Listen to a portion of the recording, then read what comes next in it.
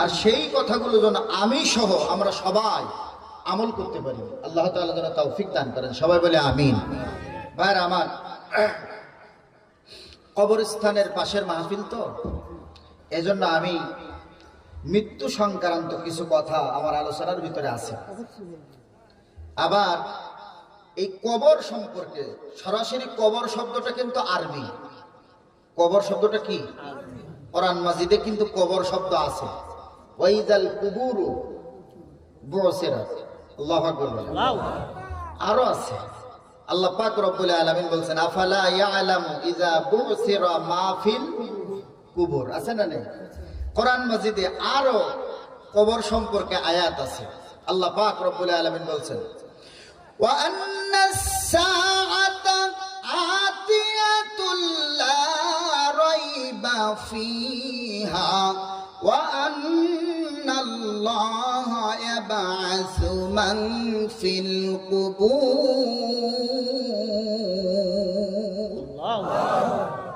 এখানে হলো কুবুর, কবর, কুবুর।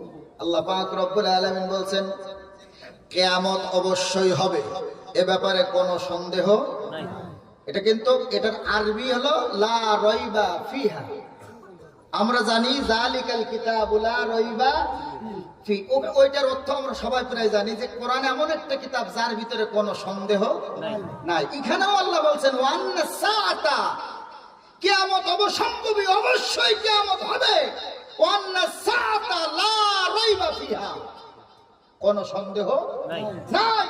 ওয়ান্নাল্লাহা ইয়াবআসু মান ফিল কুবুর, এবং কিয়ামত যখন হবে তখন ওই মাটির নিচে যারা কবরে আছে সবাই কবর থেকে উঠে দৌড়ে আল্লাহর সামনে হাজির হবে। কি কথা বলেন, ঠিক কি না?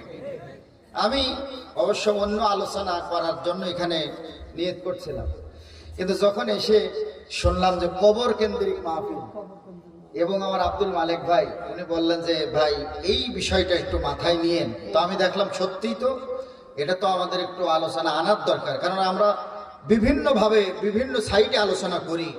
আর আমাদের ডক্টর শফিকুর রহমান আমিরি জামাত, ওনার একটা কথা আমার খুব মাথায় লেগেছে যে ওয়াজের মঞ্চগুলো আপনারা রাজনীতির মঞ্চ বানাবেন না।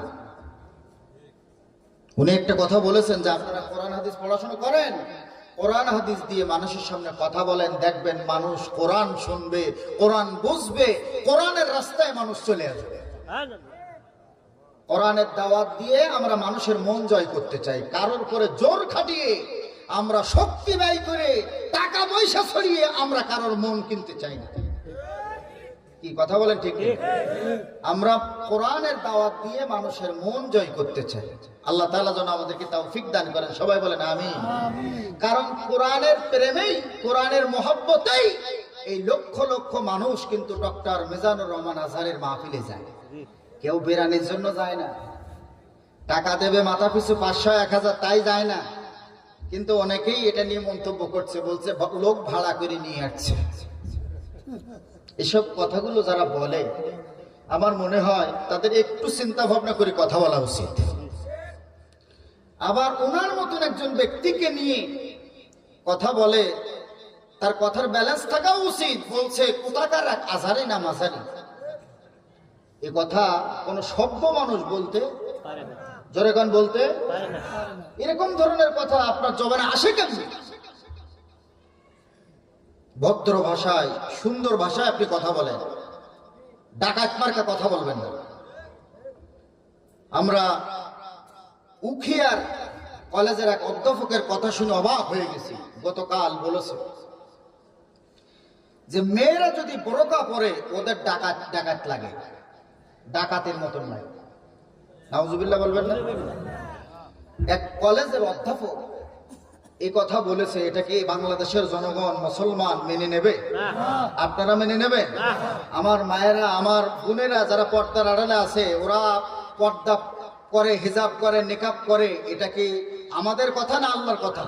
এই পর্দা করা কার বিধান? যে আল্লাহ নামাজ পড়তে বলেছেন, রোজা রাখতে বলেছেন, হজ করতে বলেছেন, যাকাত দিতে বলেছেন, আল্লাহর জমিনে আল্লাহর দিন যে আল্লাহ ফরজ করতে বলেছেন, ওই আল্লাহ পাক পর্দার বিধান কোরআন মাজিদে ফরজ করেছেন। পর্দার বিরুদ্ধে তুমি কথা বলার কে? আমরা তত্ত্বাবধায়ক সরকার